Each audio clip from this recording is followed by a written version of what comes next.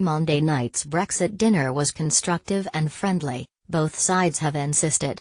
Yet it's hard to tell what purpose the discussions involving the Prime Minister and Jean-Claude Juncker actually served, says the Daily Telegraph.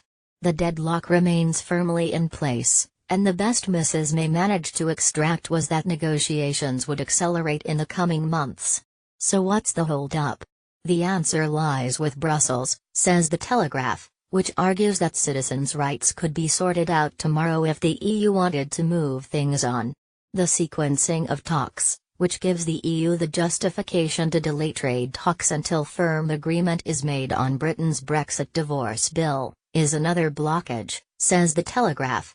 So whatever the EU says, it is in the gift of the EU to unlock the process by showing greater flexibility, according to the paper's editorial, and the longer things go on with no progress, Brexit talks will look more and more like a matter of national honour. If Mrs. May is simply being lined up for another humiliation at the EU Council in Brussels on Friday, says the Telegraph, she may want to ask herself whether it is worth going at all. Not so, says The Guardian, which suggests the underlying problem for the Prime Minister is that the Brexit fantasy of 2016 is not turning into reality.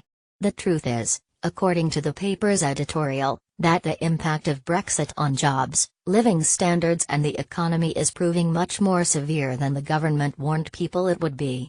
Global Britain is a delusion cooked up by the Tory party's obsessive anti-Europeans, says The Guardian. And despite the claims otherwise, Britain's relationship with the EU and continued access to the single market is far more consequential than anything else on her agenda.